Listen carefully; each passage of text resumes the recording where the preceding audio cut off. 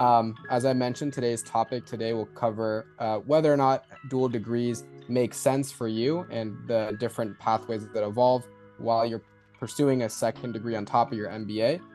So with that, I'm really excited to introduce our speakers today. We are joined by three current students and alumni of Stanford GSB. So we're joined by Chad Kanoff, Jeferry Reppucci, and Ivo Lima. I'm Chad Kanoff. I'm in my first year. I just finished my first year in the Stanford MBA and I'm getting MS in environmental science. I actually took an extra quarter to complete my master's in education. The joint degree in MBA and master's in education at Stanford. You can complete it within the regular 2 years. I'm Jeff. Just finished my joint degree in business and public policy at Stanford. So obviously the big question is why even pursue a dual degree. And so the first couple of questions I have for you guys is just what really drove this decision. What motivated each of you to pursue the dual degree with your MBA? Just to kick things off, I'll pass it to you, Jeferry. I was always sort of bouncing around, and I thought that I didn't really have a clear focus or a clear sort of career direction. But I realized, kind of going through the admissions process and talking with some alumni and mentors of mine, that even though I had jumped around all the different sectors, I had always kind of gravitated towards roles that were kind of 1 foot in the private sector, 1 foot in more public sector, social sector pursuit. So it was sort of the intersection of those two things seemed to really be what I was drawn to and where my skill set had pointed me. And so in terms of trying to now build a career and advance kind of in industries or in policy areas that feature this intersection point between business and civil society, it became clear that a joint degree was a way to actually continue that in my education and be able to keep skill building and network building and learning about all sorts of other types of career opportunities that could be out there for me at that intersection point. For me, it was actually kind of core to applying to get a graduate degree, as I wanted to do something like this. I had a friend that had done Duke's environmental program, and I was thinking about potentially applying to that or applying to one at Yale. I'd been working in sustainability at BCG, and I'd realized kind of there that a lot of people had advanced degrees, PhDs or master's degrees, and I've done computer science and public policy in school, but I hadn't done kind of anything environmentally specific. So I started researching some programs that actually had dual degrees, and Stanford had a really good one that had an MBA and a degree in environmental science. So when I applied to both, and thankfully was accepted to both. And I think that's actually pretty common, that generally if you apply early, if you have a chance, you can more or less assure that you're going to get in. And if you wait until when you're in the MBA, then you actually don't necessarily get in. So I was actually really happy that I did write the extra essay and make sure I kind of confirm my spot. What other factors did you all consider that you didn't mention kind of about your career that when making this decision? One thing that I was actually afraid of, it's kind of interesting, is I was afraid of getting siloed in the education box just because I already had experience with that. It's an interesting thing, right? You go to an MBA to try and reposition your career, but they always look at your previous experiences to see what you're trying to do. And in my case, my previous experiences were education and finance. And I just wanted to make sure that I was keeping doors open and that by doing a master's in education, I was not siloing myself in education. So I knew that I had to make sure that the classes that I took at the GSB were not focused in education or nonprofit world or anything related to that, or even policy. It was really more traditional business classes, because I wanted to make sure that I also got that exposure and didn't have a education only kind of experience. Were there any other degrees that you considered before selecting the one that you did? I considered the joint degree with the Harvard Kennedy School, but honestly, you had to apply separately to the Harvard one. I'd have to ask for my recommenders for letters again. The whole process just seems like a bit of work. Also, it adds a whole year to the time that you spend not working, and I support my family back at home, so I didn't really want to take a full extra year without making money. When going through the degree itself, what are the primary advantages that you noticed while pursuing the dual degree? I think the three advantages to me, I think I mentioned one was people, like you have a self-segregated group that's interested in the same thing as you. Second, I think is you just creates more option value or more optionality on the back end. So like if you don't have the job you want, you can stay. Like a lot of people actually end up applying to my dual degree and then dropping when they get there, because they realize that they can have another second summer for an internship if they don't have the job they want, and then still like have all the advantages of going to Stanford, of going to classes, of pursuing something entrepreneurial. I think it also differentiates you from the other MBAs. Like there's actually a lot of people that have disdain for MBAs, that you tell them you're an MBA and they kind of like look their way. When you tell them you're a master's student, it's something they like, I think honestly treat you a little differently. I don't think it's really fair, but yeah. And how did the dual degree, enhance your broader GSB experience and perhaps even your network? Yeah, and I was going to say, I think those two questions, they're very related, right? In the sense that I think the biggest advantage of the joint degree, at least for me, was breaking out of the MBA bubble. When Jeferry said that the MBA can be a very immersive experience, I'm not sure that that's enough emphasis on just how immersive it can get. Like, if you want to be 24/7 doing MBA stuff, whether it's, reading your cases, doing your work for classes, or hanging out with people, participating in clubs, you will find stuff to do. And all of them will have a bunch of people joining. And, everywhere you will be crowded, and you will still miss more than half of all the cool stuff that's happening. So it's very, very easy for you to just get stuck in that bubble and never meet anyone outside of the MBA group, never interact with anyone, never network with anyone else. What are some of the biggest challenges that you all faced while juggling two degrees, and how did you manage all of that workload and stress? What was it manageable? Did you sometimes regret your decision? I had to take way more classes than most of my peers, and I had to petition a couple of quarters to take more credits than they would allow. And that meant that I missed a lot of stuff that was happening during the days, and I couldn't engage with too many clubs. So there's definitely a trade-off, right? As I mentioned, the MBA gets really immersive, and if you're doing something else on top of the MBA, of course, you're missing out on a couple of things. Maybe instead of doing these education classes, I would have spent a lot of that time leading an education club in the MBA, and it would have been kind of an equivalent kind of experience. But it's just a more structured approach during the master's program, and I was learning a lot, and I thought it was a good trade-off. What comes to mind for me, I guess, would be, depending on what kind of degree you're doing, you may be doing really different kinds of work, or sort of, having to do a different form of school, and that switch back and forth was tricky for me sometimes. And for example, the MBA, especially at a place like Stanford, it's very quantitative. So you're doing a lot of more like left side of the brain, quant-driven modeling cases. And that was tricky. That was tricky to manage and figure out a way to kind of do the lots of class time, more mathematical, quantitative, kind of output-driven courses with problem sets and quizzes and things like that. And then the more sort of self-guided master's degree in the School of Arts and Sciences that was much more kind of analytical and intellectual and more writing and reading driven.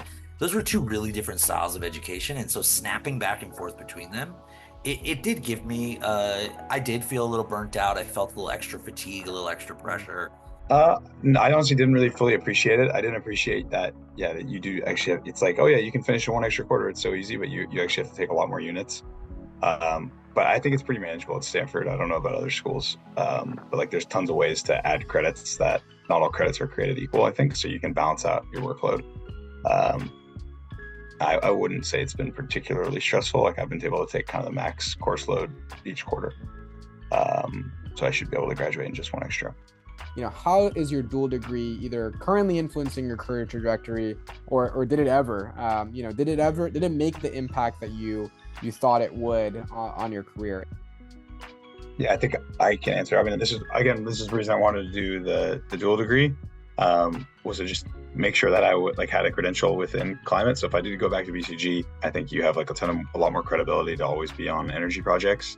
I think when I was applying for jobs this summer, I had a very compelling story for why I wanted to be in this. And then again, on the people side, I just knew people that had done the degree.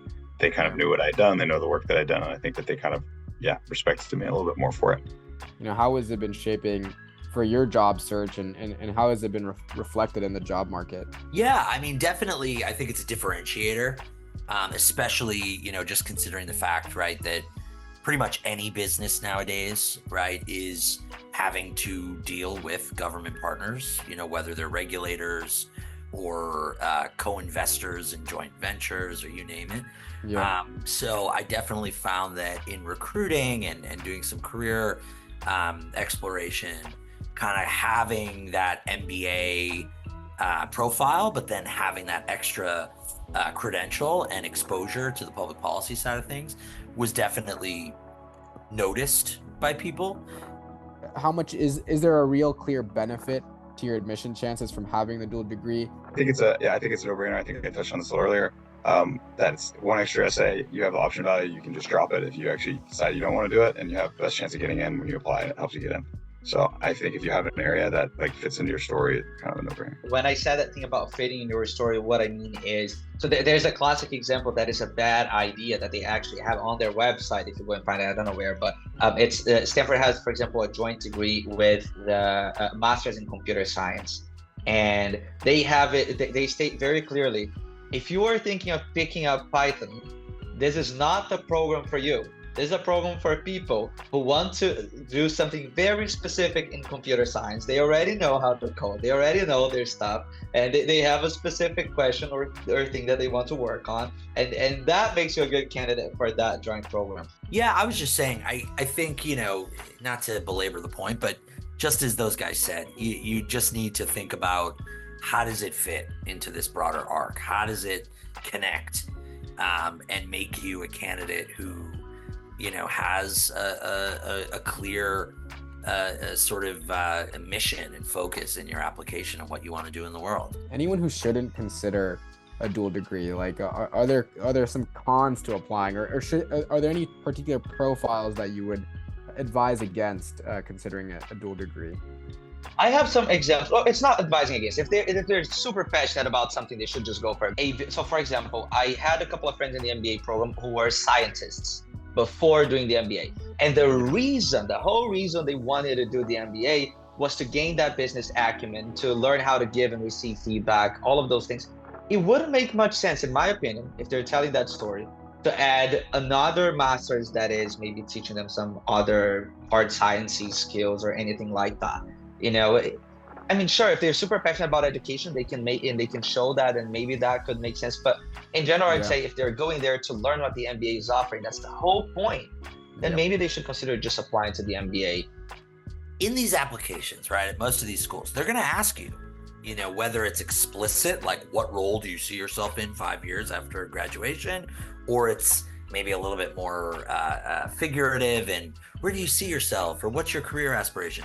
They want to know, they want to know what is the path that this person is on, and what can we expect them to be pursuing as part of not only the MBA program, but also as part of their membership to the alumni network.